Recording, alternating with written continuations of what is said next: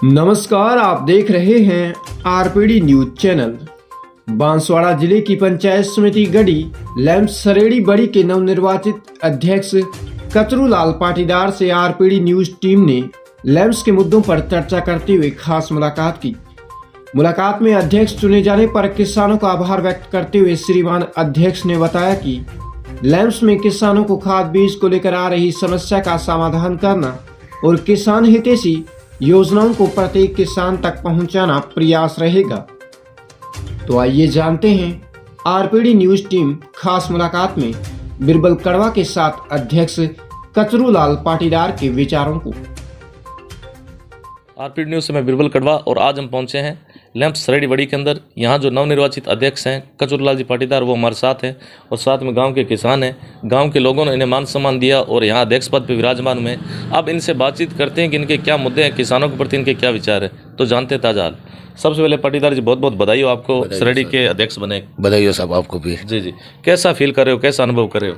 बहुत बढ़िया फील कर रहे हैं। काश्तकारों को सहयोग दिया जी और अध्यक्ष तक हमें बढ़ाया, इसके लिए बहुत फील कर रहा हूँ। सबसे बड़ा सहयोग किसका मानते हो आप? सभी काश्तकारों को रहा। आपके राजनीतिक गुरु हमारे भगवत सिंह मारसा है, साथ में खड़े हैं, साथ में खड़े हमारे, हमेशा साथ में लेके चलोगे? उनके सानिध्य में हम चुनाव भी नहीं सानिध्य में लड़े, साथ में लेके चलेंगे हमेशा।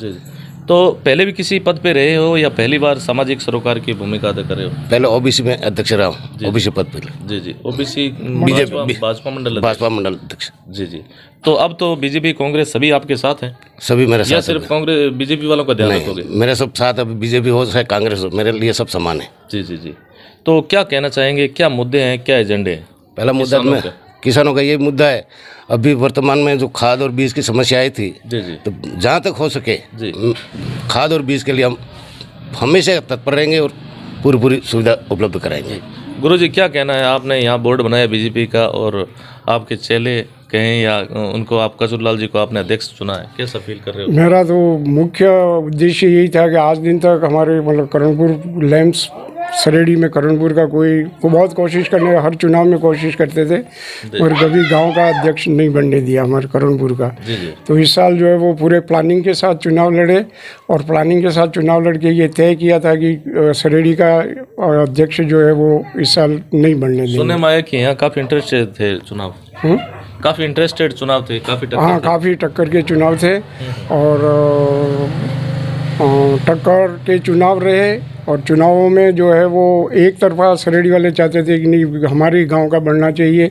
उन्होंने जो है वो कोशिश भी की मगर वो नाकाम रहे। तो अध्यक्ष महोदय, अब जैसे सबसे बड़ी बात आती है खाद बीज की, किसानों की एक मुख्य जो रहती है मांग, वजह क्या रहती है कि लैम्प्सों में खाद नहीं पहुंचता? क्या कभी इसके बारे में आपने मंथन किया? किसान भी रहे हो, क्योंकि किसानों को जब फसल की पकाव का जब समय होता है, आवश्यकता होती है खाद की, तो उस टाइम कालाबाजी का शिकार होना पड़ता है। 500 रुपये प्रति बैग के हिसाब से खाद लानी पड़ती है। सर, लोगों का कहना है कि कहीं ना कहीं वो सीधा खाद बिक जाता था। जी जी, समय ये हमारे सुनने में आया है, बाकी आज के बाद ऐसा नहीं होगा। हम एडवांस पेमेंट भी जमा करा देंगे, बढ़ा हुआ 15 दिन महीने पर उनकी खाद की पूरी व्यवस्था करेंगे। एक बड़ी बात आती है, किसानों का फसली बीमा लैम्प्स में 3 प्रकार का होता है। हकीकत यह है कि बीमा लाभ आज तक नहीं मिलता। कहीं कहीं सिस्टम की कमी है, प्रशासनिक अधिकारियों की कमी है या राजनेताओं की? सब इसमें एक तो प्रशासनिक अधिकारी की भी सिस्टम की कमी है जी, और जो गिरदावरी होती है जी जी, वो गिरदावरी सही समय पे होती नहीं है जी, और आगे इसको कोई फॉलो नहीं कर रहा है। जी जी, तो आपकी क्या मांग है? मेरी मांग हमेशा यही रहेगी कि जो बीमा का सरकार जमा करवाता है उसका सही उपयोग होवे, सही समय पे गिरदावरी होवे और आगे इसके लिए कार्रवाई करे। किसानों की लिमिट है वो बहुत कम होती है, हालांकि सरकार बड़े बड़े वादे करती है कि हम 1,50,000 रुपये प्रति जो साख सीमा निर्धारित कर रखी है, लेकिन धरातल पे जब किसानों से पूछा जाए कि यहाँ हकीकत क्या है, किसी को 20,000 मिलते हैं, किसी को 50,000 मिलते हैं, तो क्या होना चाहिए? सर, तो जैसे सरकारी बैंक हैं उनमें प्रति बीघा कम से कम 30 से 35,000 रुपया लिमिट है। अब लैम्प्स में एक बीघे 10,000 रुपया भी लिमिट नहीं है, तो उसकी लिमिट बढ़ाने के लिए आगे हम कार्रवाई करेंगे।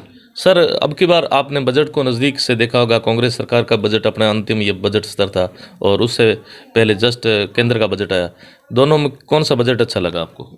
दोनों में बजट तो देखो जन कल्याणकारी ही होते हैं बजट, मगर वो बजट का क्रियान्वयन अगर सही ढंग से होवे जी जी जी, तो जनता को लाभ ही लाभ है। जी जी जी, जी। फिर भी जैसे अपने राजस्थान सरकार का बजट है उसकी ज़्यादातर लोग सराहना कर रहे हैं, क्या कहेंगे? ठीक है, जन कल्याणकारी है मगर वो धरातल पे लागू हुए घोषणाएं हो जाती हैं, जी जी मगर उसको घोषणाओं को पूरी नहीं किया जाता है। जी जी तो फिर समय केवल घोषणा करने से काम चलता नहीं है। जी जी डीएपी यूरिया के जो भाव है वो आसमान छू रहे हैं वर्तमान में। सरकार बड़े बड़े वादे करती है, वोट बटोर लेते हैं, लेकिन हकीकत है कि किसान जो दबा है वो दबा का ही रह जाता है। और आज डीएपी यूरिया के जो भाव हैं वो आसमान छू रहे हैं, उसको लेके क्या कहना चाहेंगे? डीएपी पे जो सरकार सब्सिडी दे रही है, वो सब्सिडी अगर कंपनियों को समय पे मिल जाए जी जी तो बाजार में जो है वो इसकी नहीं रही, वो कालाबाजारी नहीं होगी। जी जी डीएपी और यूरिया के भाव जो वैसे समिति के थ्रू होता है वो तो गवर्नमेंट मूल्य पे ही हो रहा है, जी जी किंतु ये समितियों में नहीं मिलने के कारण जो है वो किसान को मजबूर होकर जो ये प्राइवेट डीलर है वो मनचाहा दाम वसूलते हैं, इसलिए किसान इसमें मार खा रहा है। जी जी तो होना ये चाहिए कि भाई समितियां जो हैं वो समय के पहले, जैसे रबी की फसल है या है तो 1 महीना पहले 1.5 महीना पहले जो है वो उस खाद और बीज की व्यवस्था समितियों में हो जाए। साथ ऐसा भी होता है सर कि जैसे किसान है, यहाँ नज़दीक में कोई गौण मंडी भी नहीं है, कृषि उपज मंडी की भी बहुत बड़ी एक दिक्कत रहती है। सेठ साहूकारों के दबके रहना पड़ता है, किसानों को मजबूर है, डबल ब्याज भी भरना पड़ता है। क्या कहना चाहेंगे? ये जो है वो कृषि उपज मंडी होनी चाहिए। हमारे बांसवाड़ा में कृषि उपज मंडी के जो ये प्राइवेट डीलर है वो मनचाहा दाम वसूलते हैं, इसलिए किसान इसमें मार खा रहा है। जी जी तो होना ये चाहिए कि भाई समितियां जो हैं वो समय के पहले, जैसे रबी की फसल है या है तो 1 महीना पहले 1.5 महीना पहले जो है वो उस खाद और बीज की व्यवस्था समितियों में हो जाए। साथ ऐसा भी होता है सर कि जैसे किसान है, यहाँ नज़दीक में कोई गौण मंडी भी नहीं है, कृषि उपज मंडी की भी बहुत बड़ी एक दिक्कत रहती है। सेठ साहूकारों के दबके रहना पड़ता है, किसानों को मजबूर है, डबल ब्याज भी भरना पड़ता है। क्या कहना चाहेंगे? ये जो है वो कृषि उपज मंडी होनी चाहिए। हमारे बांसवाड़ा में कृषि उपज मंडी है, मगर नाम मात्र की है, भी दूरी पर है। जैसे प्रतापपुर है, गढ़ी है, तो ब्लॉक स्तर पर भी अगर कृषि उपज मंडी हो तो किसान समय पे जा कर के जो है वो अपनी उपज वहाँ बेचे तो उसको उचित मूल्य मिले और फ़ायदा हो।